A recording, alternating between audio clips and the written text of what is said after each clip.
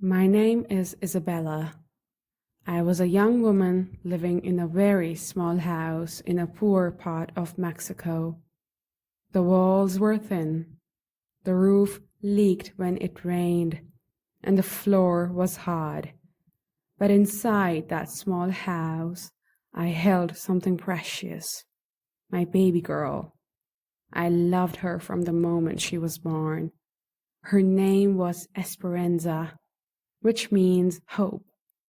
When I held her close, I felt like maybe life would be better one day.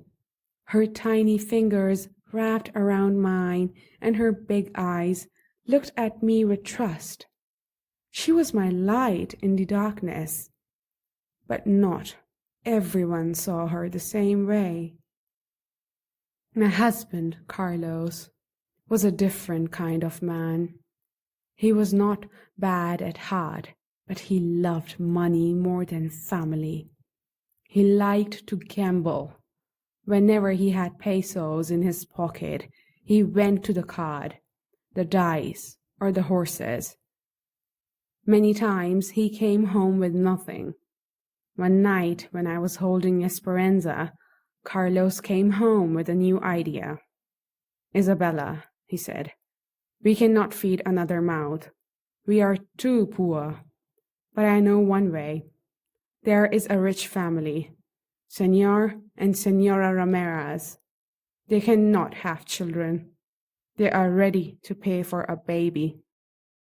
Our baby." My heart stopped. "What are you saying, Carlos?" He sat down, tired but sharp in his eyes.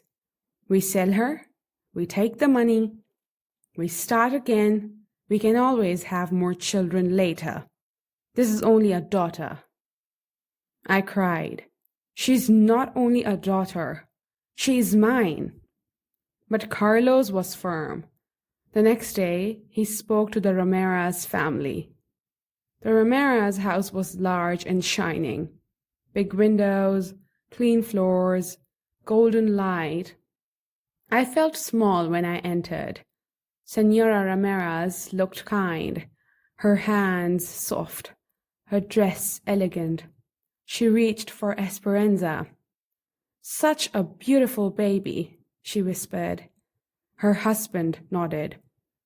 "We will give her everything she needs. We will give her the life you cannot." Carlos smiled. He took the money. I stood frozen. My arms felt empty as they lifted Esperanza away from me. She began to cry. I wanted to run and take her back, but I did not move.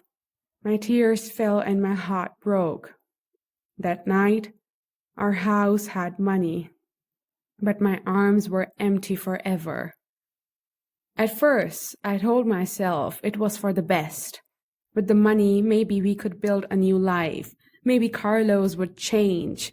Maybe we could rise out of poverty. But money is like water in Carlos' hands.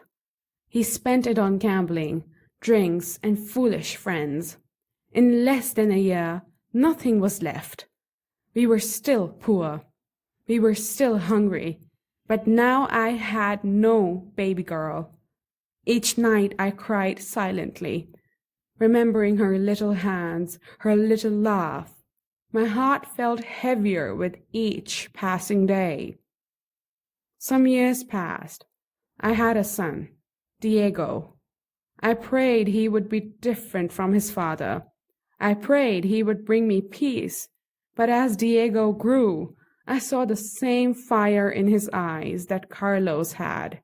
He liked easy money. He liked the games of chance. He followed his father's path. My heart hurt again. I had lost Esperanza to greed. Now I was losing Diego to the same darkness. One day, a neighbor told me about a job. "The Ramirez family needs a maid," she said. "They pay well. Maybe you should try." The name cut through me like a knife. The Ramirez family? The family that had my daughter? I froze. But poverty gives no chance. I needed money to survive, so I went. The house was just as I remembered, grand, shining, full of light. My heart beat fast as I entered, and then I saw her. She was no longer a baby. She was now a young woman, 17 years old. Her name was still Esperanza, but everyone called her Anna.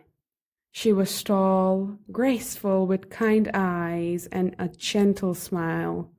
She carried books in her hands and wore a simple but elegant dress. My heart stopped. My daughter, my blood, my soul, right there in front of me. But she did not know me. To her, I was only the new maid. She greeted me with respect. "Buenos dias, señora," she said kindly. My eyes filled with tears, but I turned away quickly. She could not know. I worked in the Ramirez house for years. Each day I cleaned floors, washed clothes, cooked meals, and each day I watched Anna from afar. She was kind to me. She smiled at me. Sometimes she gave me water or asked how I was feeling, but she never knew the truth. At night, when the house was quiet, I stood in the corner of her room, folding laundry, and looked at her as she studied, laughed, or prayed. My heart whispered, "That is my daughter, my Esperanza." But I could never say it aloud. While Anna grew into light, Diego sank into shadows. He wasted his days gambling. He shouted at me for money. Sometimes he stole from me. He became more and more like his father. I had no power to stop him. One night he came home drunk and angry. "Mother," he shouted, "why don't you ask your rich bosses for more money? You are their maid. You can give me something." I cried, but gave him the little I had. He left, slamming the door. My life felt like a chain of mistakes. One evening, I was cleaning in the dining room. Anna came to me.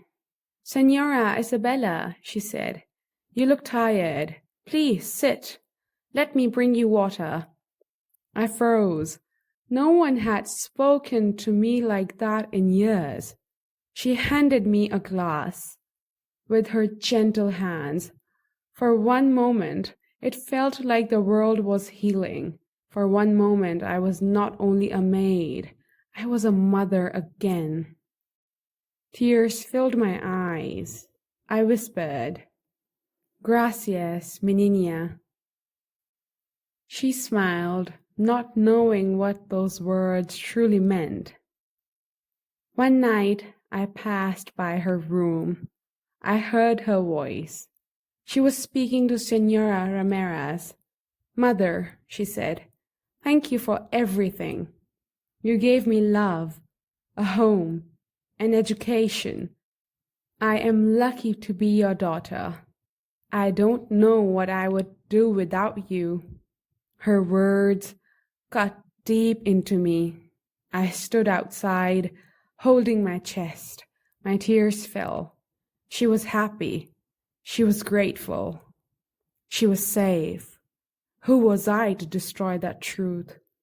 I walked away, silently, carrying my pain with me.